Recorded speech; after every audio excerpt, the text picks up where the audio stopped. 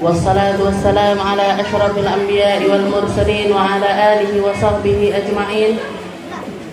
سبحانك لا علم لنا إلا ما علمتنا إنك أنت العليم الحكيم. رب اشرح لي صدري ويسر لي أمري واحلل عقدة من لساني يفقهوا قولي. أما بعد.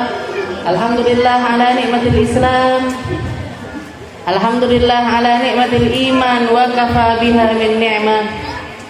Allahumma barik lana fi Rajab wa Sya'ban, wa ballighna Ramadan, wa ballighna Ramadan, wa ballighna Ramadan, wa a'inna 'ala siyami wal qiyami wa qira'atil Qur'an, wa qanni'na bil yasiri minal manam.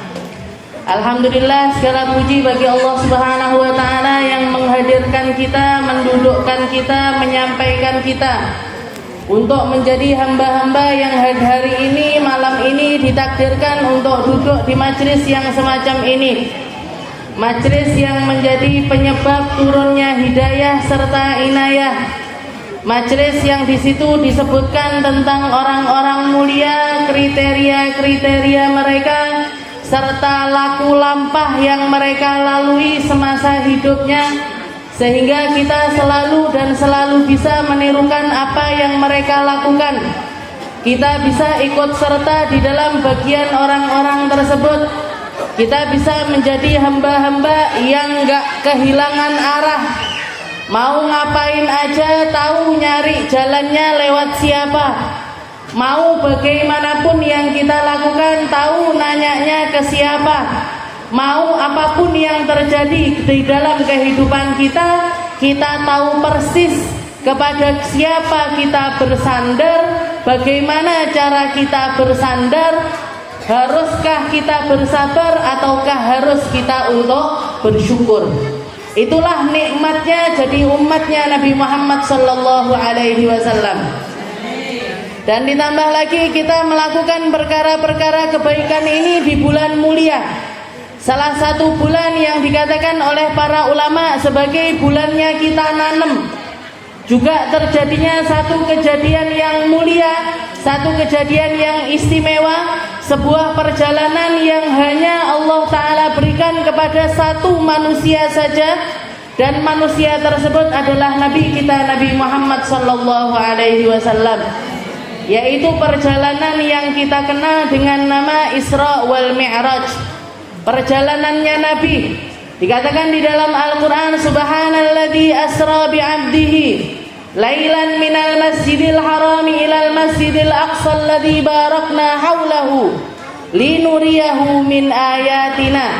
Maha suci Allah yang memperjalankan hambanya dari Masjidil Haram menuju Masjidil Aqsa yang ada di Palestina.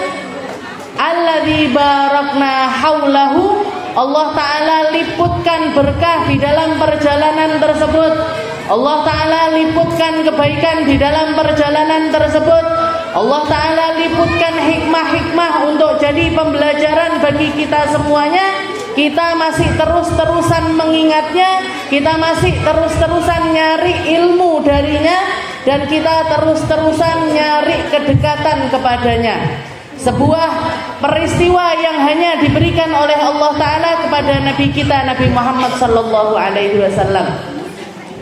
Juga dikatakan bulan Rajab ini Nabi Muhammad selalu mengajarkan kepada kita untuk memperbanyak sebuah doa, yaitu Allahumma barik lana fi Rajab wa Sya'ban wa ballighna Ramadan. Allahumma barik lana fi Rajab wa Sya'ban wa ballighna Ramadan. Ya Allah, berkahi Rajab kami, berkahi Sya'ban kami, dan sampaikan kami untuk bisa ibadah di bulan Ramadan. Kenapa kok digandeng sama Nabi Muhammad? Kenapa kok diruntutkan sama Nabi Muhammad? Karena hanya mereka-mereka yang bersiap-siap di 2 bulan tersebut yang akan nyampe bulan Ramadan dan mendapatkan kebaikan dari Ramadan. Ya Allah, berkahi Rajab saya, berkahi Sya'ban saya, dan sampaikan kami ke dalam bulan Ramadan.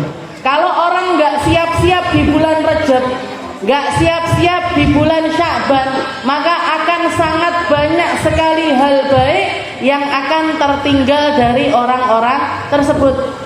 Seperti yang mayoritas terjadi kalau sudah masuk bulan Ramadan, awal-awal semangat kabeh nggih napa mboten? Sajadahe anyar, rukuwe anyar, klambine anyar, niku napa? Tungkone anyar. Tahu tungko jenengan? Nggih, niku dalemannya mukena itu biasanya zaman dulu, saya zaman mondok dulu pakainya iket. Nggih. Jadi pakai iket dulu, baru setelah itu pakai mukena. Jadi semuanya seakan-akan harus diniati. Ya Allah, niat nawa itu selama sebulan Ramadan ini saya akan setiap hari ngaji sak juz. Nggih. Ya Allah, niat selama bulan Ramadan ini nggak pakai gibah-gibah, nggak pakai ngomongin orang, nggak pakai bohong-bohong, nggak pakai ini, nggak pakai itu dan lain sebagainya. Diniati, ya Allah, selama Ramadan nanti saya nggak boleh bolong terawihnya, kudu neng masjid, kudu neng saf awal, harus sampai selesai dan lain sebagainya. Tapi ternyata angan-angan hanya tinggal angan-angan. 10 hari pertama semangat neng arep dhewe, 10 hari kedua mundur sampai ke belakang sendiri golek sendenan. 10 hari terakhir pindah alam.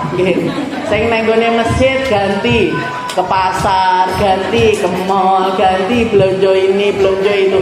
Kenapa kok bisa ndak istiqomah? Padahal waktunya cuma 1 bulan. Waktunya cuma dikasih, Ramadan itu cuma dikasih sama Allah Ta'ala setahun sekali, durasinya hanya 30 hari. Tapi kenapa banyak orang gak bisa istiqomah, gak bisa meraih seluruh kebaikannya Ramadan, gak bisa ngambil hal-hal yang indah yang ada di dalam Ramadan? Kenapa? Karena ndak siap-siap sebelumnya. Rejab jalan gitu aja, Sya'ban jalan gitu aja, Rejab Rejeban, ku Isra Mi'ratan, ngoten tok mek. Tapi nggak nanem apa-apa, nggak nambah kebaikan apa-apa, nggak punya planning mau apa yang kita ambil nambah dari ibadah-ibadah kita untuk persiapan Ramadan tahun ini.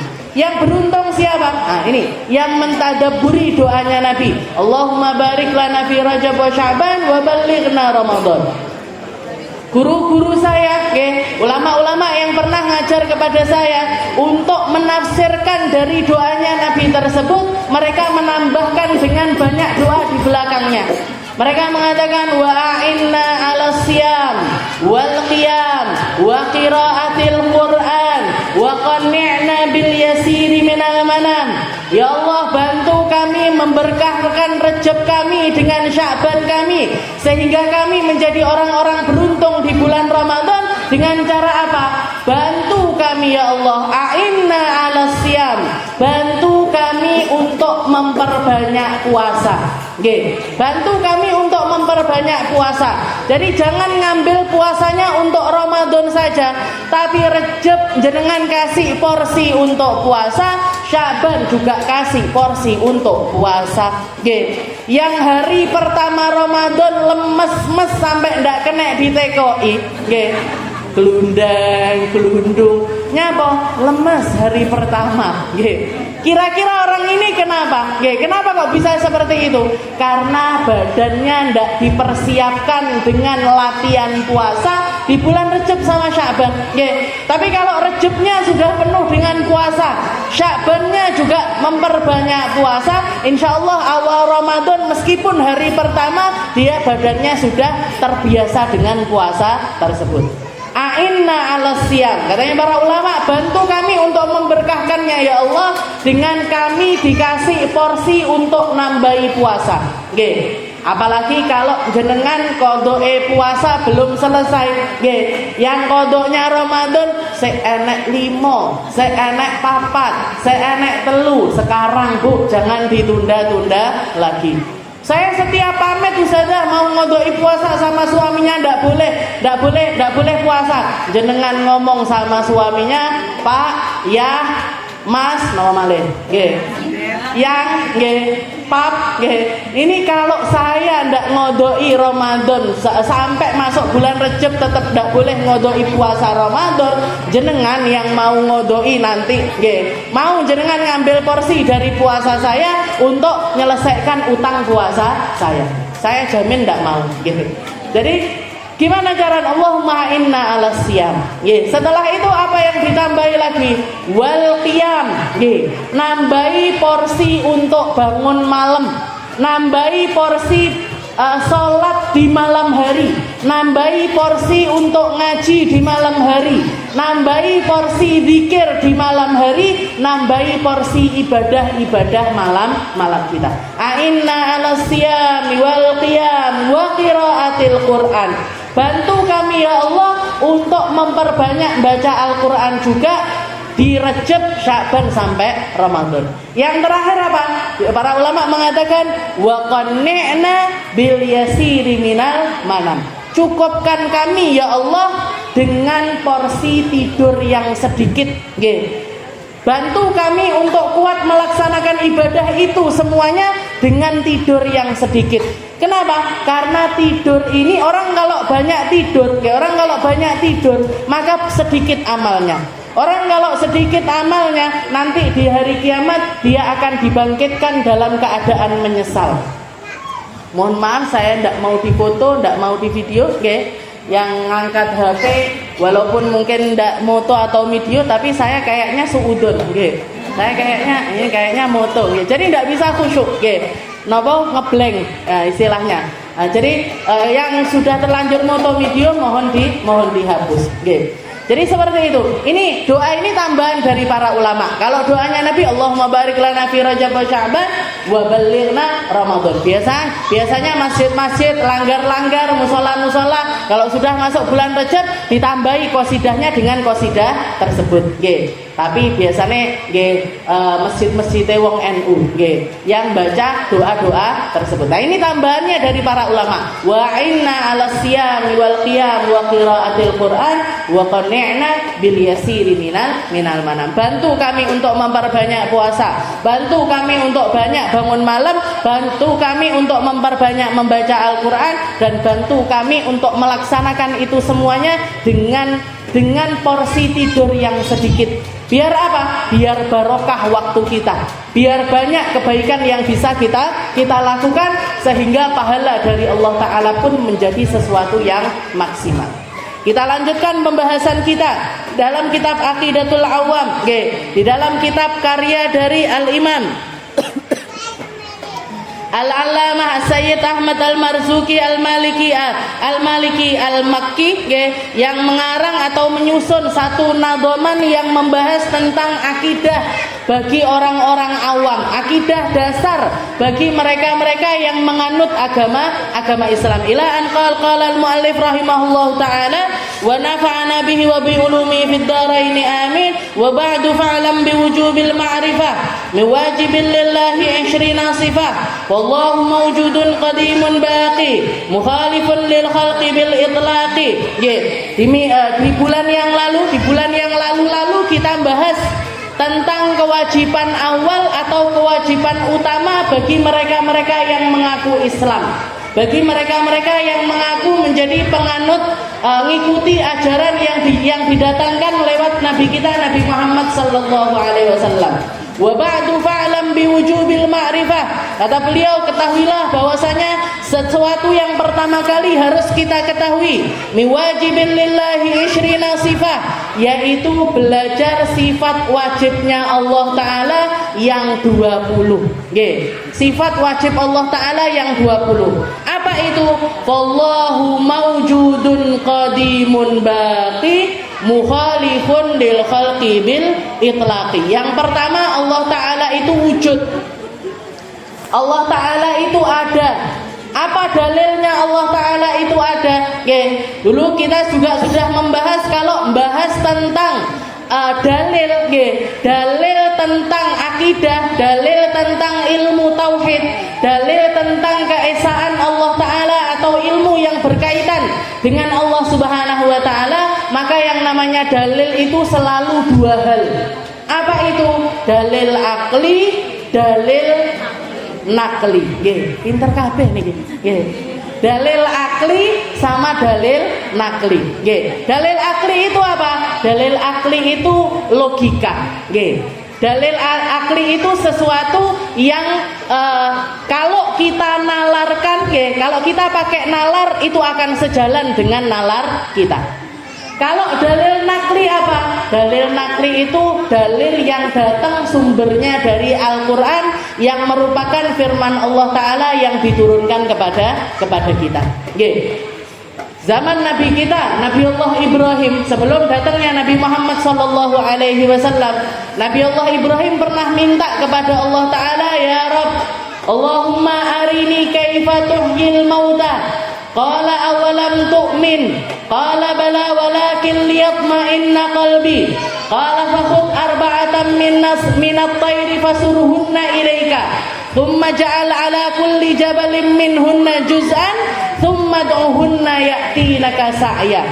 Dikatakan Nabi Allah Ibrahim itu pernah diabadikan kisah ini di dalam Al-Quran. Nabi Ibrahim pernah minta kepada Allah Ta'ala, ya Allah, arini kaifa tuhyil mauta. Ya Allah, tunjukkan kepadaku bagaimana cara engkau menghidupkan sesuatu setelah dia itu mati. Ya Allah, tunjukkan kepada saya bagaimana engkau maha kuasamu, bagaimana engkau menghidupkan lagi sesuatu yang sudah mati. Dijawab sama Allah Ta'ala, awalam tu'min, apa kamu tidak beriman? Kok sampai minta bukti kepada Allah Ta'ala? Maka Nabi Ibrahim mengatakan, bala walakin liyatma'inna qalbi. Ada ya Allah, saya ini orang iman, saya ini orang Islam, saya ini orang percaya, tapi saya pengen hati saya ini tenang dengan melihat secara langsung bukti yang datang dari Allah. Nggih. Dikatakan ayat ini turun ketika kejadian istilahnya perkara ini adalah permintaan Nabi Allah Ibrahim. Nabi Ibrahim itu adalah seorang nabi yang dapat predikat dari Allah Ta'ala dengan julukan Khalilu Ibrahim. Khalil itu apa? Khalil itu kekasih. Nggih. Khalil itu adalah kekasih. Nabi Muhammad pernah mengatakan, kalau misalkan aku boleh memiliki seorang kekasih, maka aku akan menjadikan Abu Bakar sebagai kekasihku, katanya Nabi Muhammad. Jadi Khalil itu adalah kekasih. Dikatakan Allah Ta'ala itu di dalam hadits qudsi juga Nabi Muhammad pernah mengatakan, idza ahabballahu 'abdan, kalau Allah Ta'ala cinta kepada seorang hamba, nada Jibril, Allah Ta'ala akan manggil malaikat Jibril. Setelah itu Allah Ta'ala mengatakan kepada malaikat Jibril, ya Jibril, inni uhibbu fulan fa'ahibbu. Wahai Jibril, saya cinta sama hambaku yang namanya Fulan bin Fulan, maka kamu harus juga ikut cinta kepada orang tersebut. Nggih. Orang kalau dicinta sama Allah Ta'ala nyiarkannya di atas langit. Dipanggil dulu malaikat Jibril, ya Jibril, saya cinta sama orang ini, maka cintai orang tersebut. Setelah itu malaikat Jibril mendatangkan semua malaikat dari semua seksi, dari semua bidang, didatangkan, dikumpulkan di atas langit sana. Setelah itu malaikat Jibril mengumumkan kepada mereka, innallaha ahabba fulan bin fulan.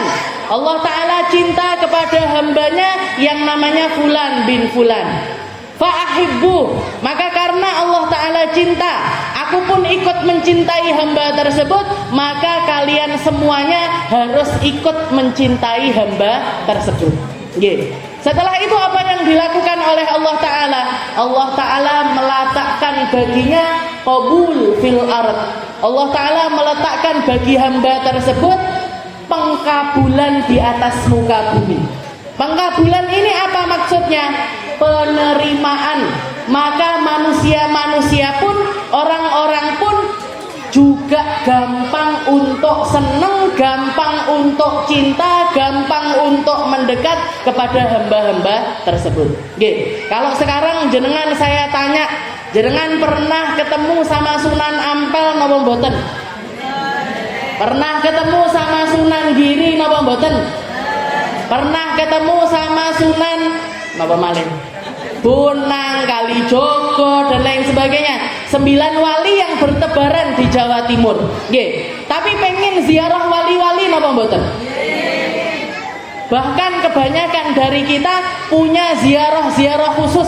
Ayo ziarah wali limo, ayo ziarah wali songo. Oke. Dan ketika kita datang ke tempat-tempat tersebut, ketika kita datang ke tempat wali-wali tersebut, rame orang berkumpul di tempat itu dari seluruh penjuru negeri.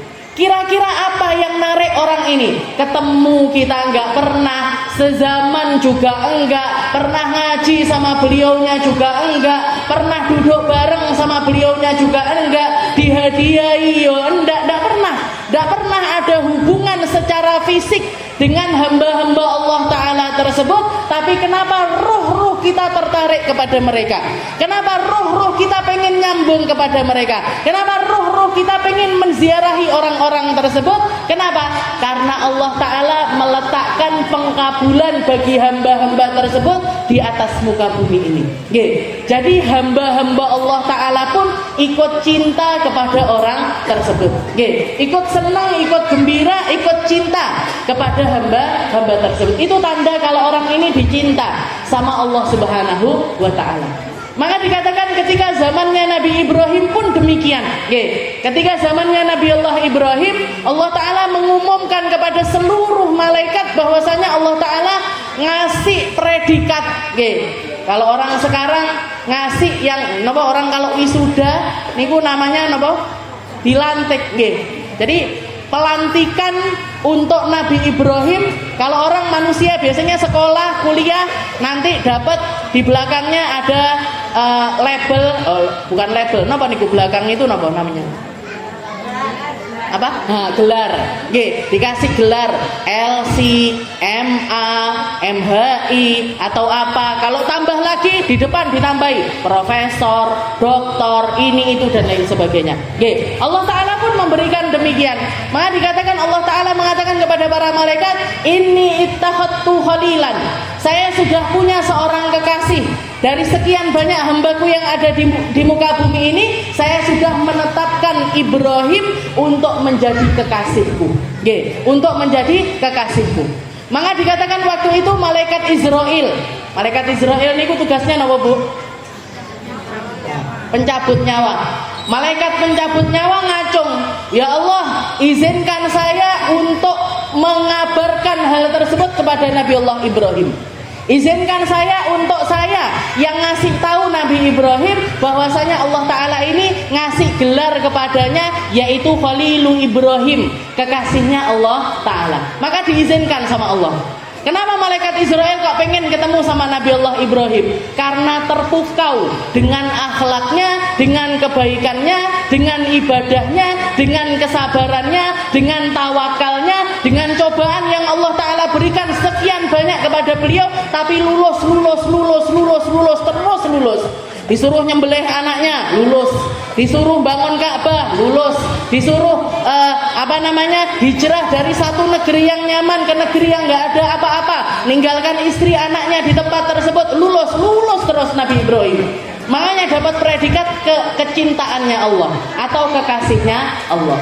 Maka dikatakan malaikat Israel ini tadi mendatangi Nabi Allah Ibrahim. Blunus langsung masuk ke rumahnya Nabi Ibrahim.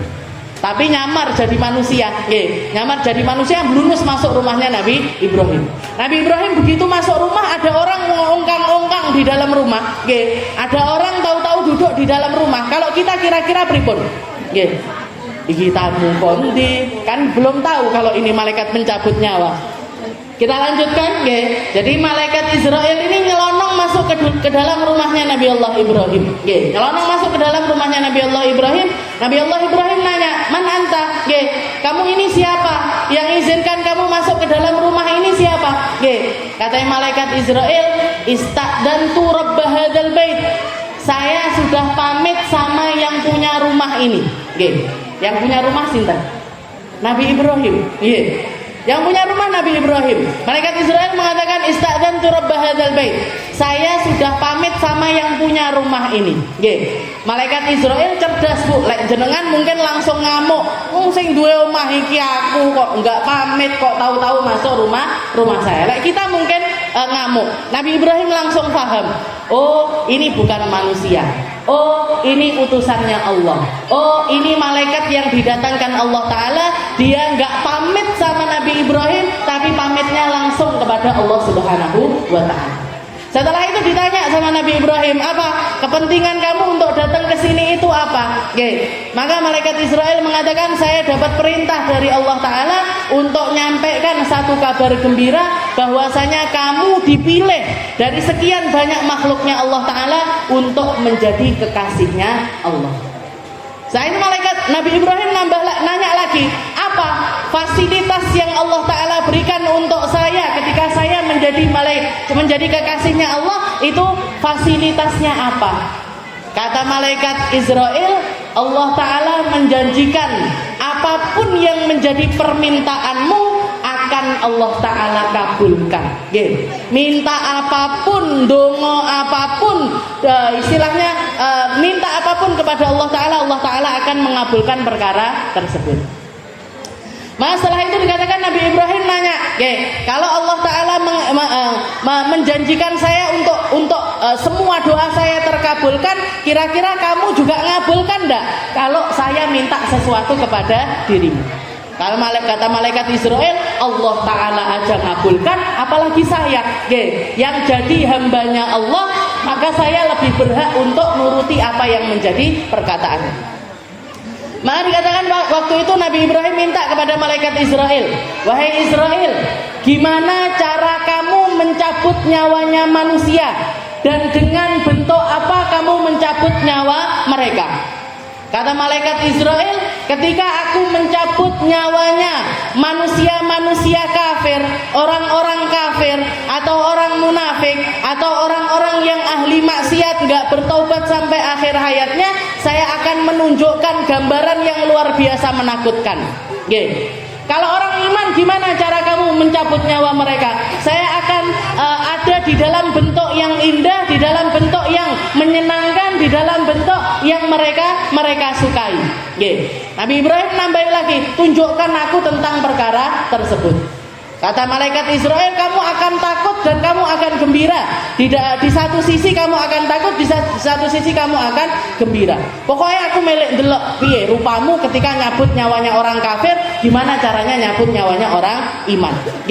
Maka kata malaikat Israel, ya sudah, saya akan memperlihatkan kepadamu. Malaikat Israelnya mengu sebentar, habis itu balik lagi berhadapan di depan Nabi Allah Ibrahim dalam bentuk yang luar biasa menakutkan. Tinggi, besar, hitam, baunya ndak enak. Dari arah badannya ini sudah keluar lahapan-lahapan api yang siap untuk istilahnya siap untuk bakar orang-orang pendosa tersebut. Kata Nabi Allah Ibrahim, lek koyok ngene rupamu, orang itu sudah mati sebelum mati. Orang itu bakalan sudah mati sebelum mati karena melihat rupamu yang sangat menakutkan sekali. Setelah itu tunjukkan aku gimana cara kamu mencabut nyawanya orang iman. Maka balik lagi, setelah itu kembali lagi dalam bentuk yang luar biasa indah, dengan aroma yang wangi, dengan aroma yang baik, dengan keadaan yang luar biasa menyenangkan. Kata Nabi Allah Ibrahim, ini orang sudah ada di surga sebelum masuk surga ketika melihat keadaanmu yang datang dengan cara yang semacam ini. Itu permintaannya Nabi Ibrahim khusus kepada malaikat Israel. Setelah itu beliau minta sama Allah Ta'ala tentang doa ini yang diabadikan sama Allah Ta'ala di dalam Al-Quran. Ya Allahumma arini kaifa tuhyil mauta. Ya Allah, tunjukkan kepada saya bagaimana caramu untuk menghidupkan sesuatu setelah mati. Dijawab sama Allah Ta'ala, awalan tu'min, apa kamu gak iman kepadaku? Apa kamu gak percaya tentang kemahakuasaanku? Maka Nabi Ibrahim mengatakan, bala, walakin liyatma'inna qalbi. Saya sudah beriman ya Allah, tapi saya pengen mentahkik iman saya lagi. Para ulama mengatakan orang di dalam keimanannya itu ada 3 tahapan. Ada yang namanya ilmul yakin, ada yang namanya ainul yakin, ada yang namanya hakul yakin. Jadi tahapan pertama namanya ilmul yakin, tahapan kedua namanya ainul yakin, tahapan ketiga namanya hakul yakin. Ilmu yakin ini imannya orang seperti apa? Imannya orang seperti kita. Keyakinannya bentuknya adalah ilmu. Keyakinannya bentuknya adalah pengetahuan. Keimanannya bentuknya adalah sesuatu yang ada di pikiran tapi tidak kelihatan sama sekali. Jangan ketika melakukan kebaikan, aku mesti untuk pahala ini. Kalau saya melakukan kebaikan ini, saya bakalan dapat pahala. Pahalanya kelihatan apa mboten? Mboten. Ini namanya ilmu yakin. Ilmu keyakinan. Dan ilmu keyakinan ini kalau diolah terus sampai puncaknya, sampai pada keadaan di mana seperti yang dikatakan oleh Sayyidina Ali. Sayyidina Ali pernah mengatakan, "Lau kushifal hijab mazdadtu yaqinan."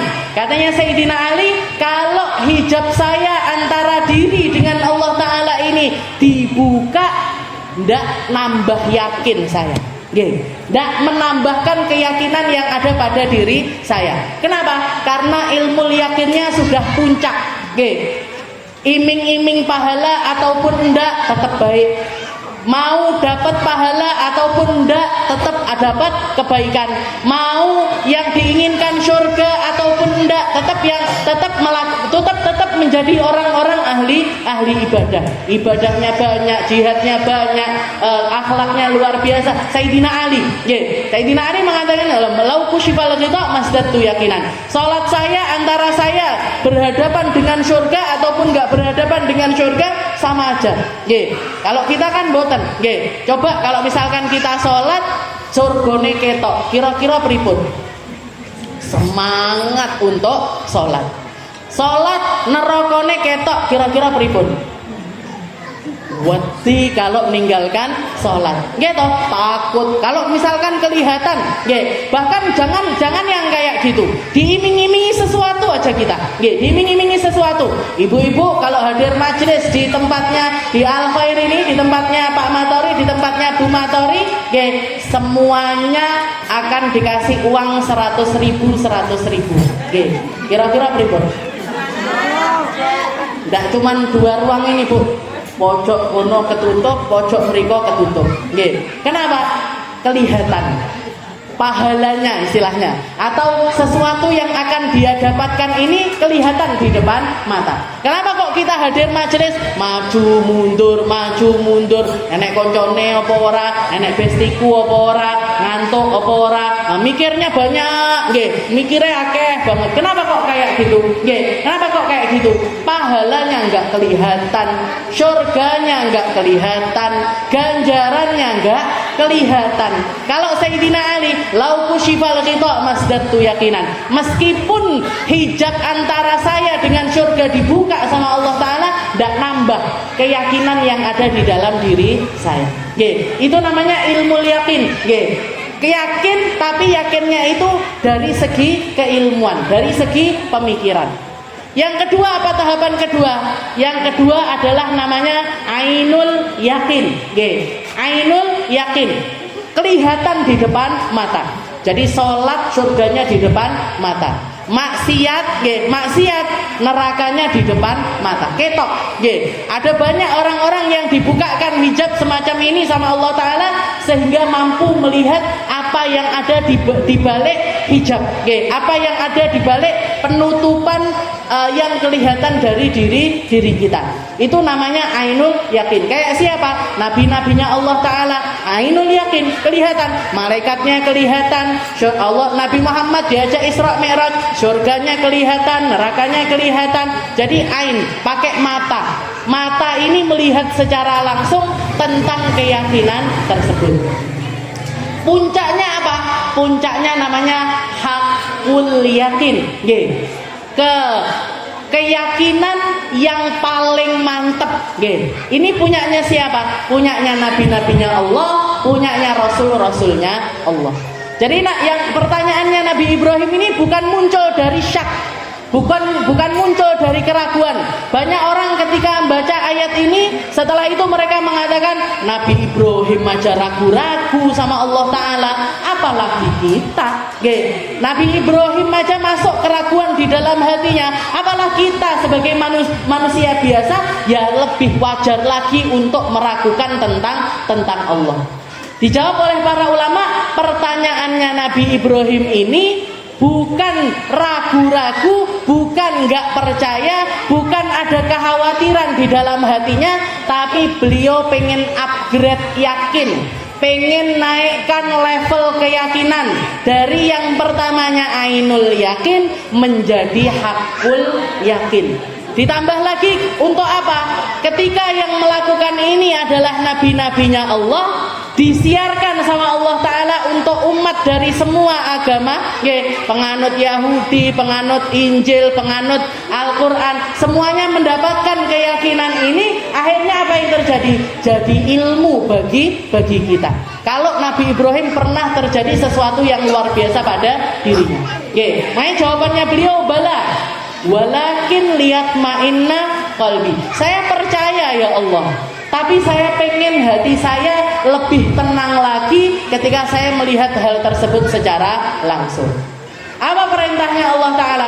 Maka Allah Ta'ala mengatakan, ya Ibrahim, bala walakin liyatma'inna qalbi fakhud arba'atan minat thair fasurhunna ilaika thumma ja'al ala kulli jabalin minhunna juz'an thumma du'hunna ya'tinaka sa'ya.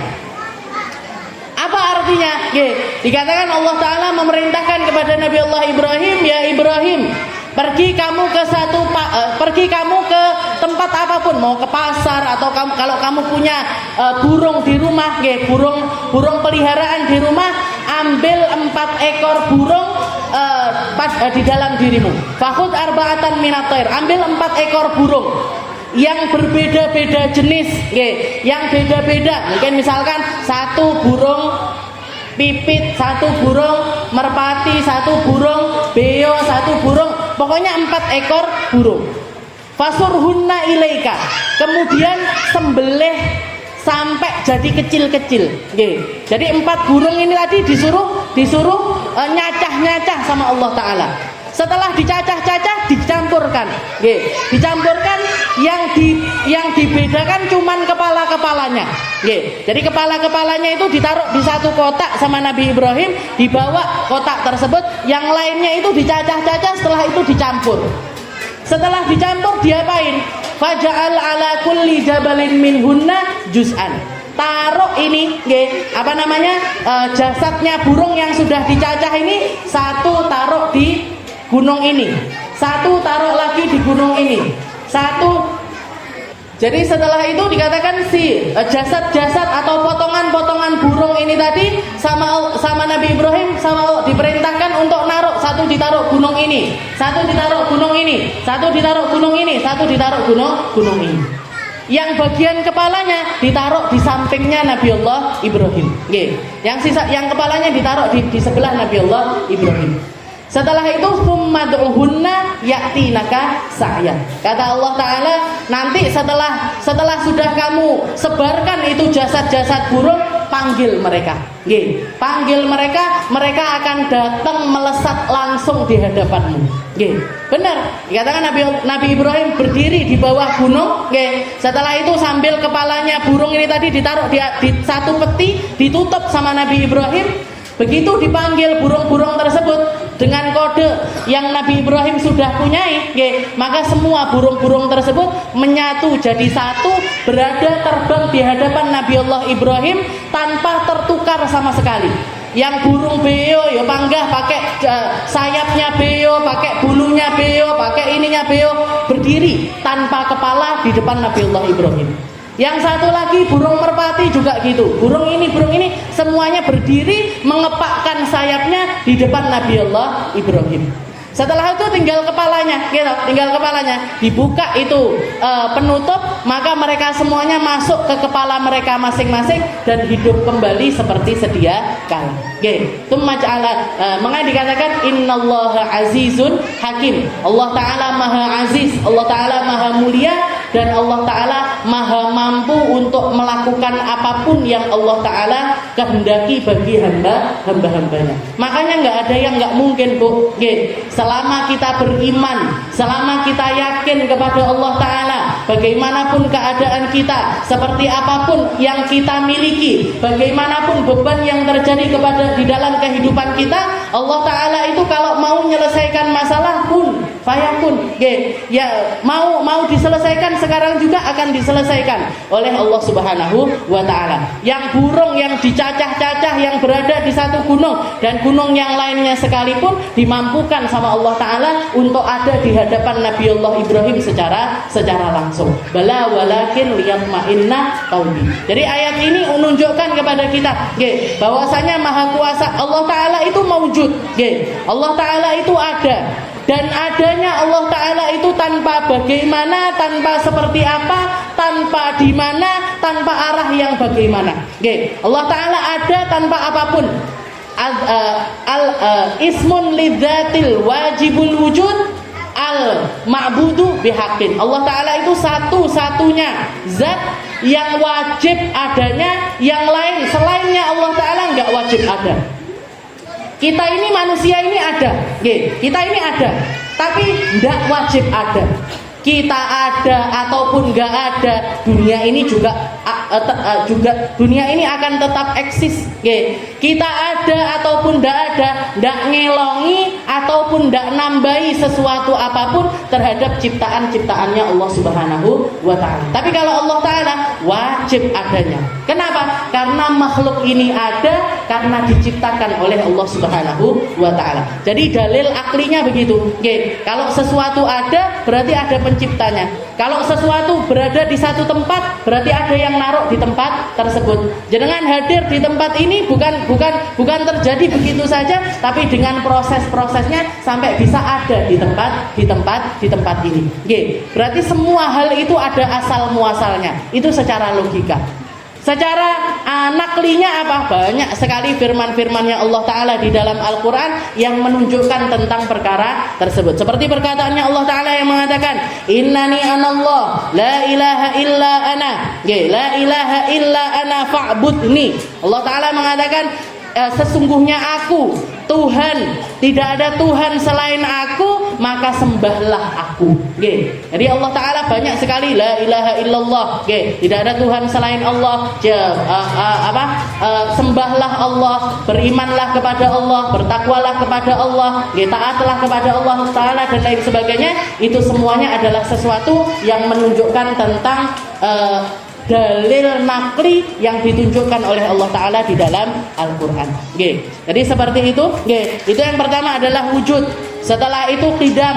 Apa itu qidam? Wa huwa adamul awwaliyah liwujudihi ta'ala. Allah Ta'ala itu ada tanpa awal. Jadi jangan memikirkan Tuhan itu sebagaimana makhluk yang butuh awal, butuh akhir. Allah Ta'ala itu ada tanpa awal. Yang nyiptakan awal Allah, yang nyiptakan akhir juga Allah. Allah Ta'ala ada tanpa awal. Qidam. Dan Allah Ta'ala harus ada sebelum terjadinya apapun. Kenapa kok begitu? Karena sesuatu itu selalu ada, ciptaannya itu ada setelah adanya pencipta. Jangan masak, masakannya dulu yang ada apa orangnya yang masak? Orang yang masak ada, baru ada masakan itu. Ada tempe di atas meja.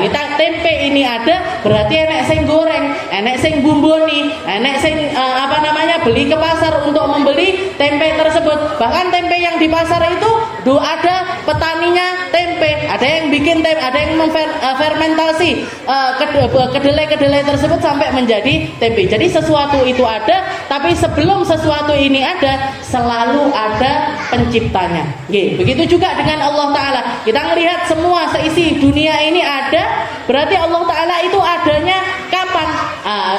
Allah Ta'ala itu ada sebelum adanya segala sesuatu. Sebelum adanya semua makhluk yang menjadi ciptaannya Allah. Itu dalil aklinya sifat Allah Ta'ala yang namanya qidam. sifat Allah Ta'ala yang namanya qidam. Kalau dalil naklinya napa di dalam Al-Quran Allah Ta'ala mengatakan wal awal wal akhir wal dhahir wal batin wa huwa bikulli syai'in alim. Allah Ta'ala itu maha awal, dan awalnya Allah Ta'ala tanpa permulaan. Allah Ta'ala itu maha akhir, tapi akhirnya Allah Ta'ala tanpa penyelesaian.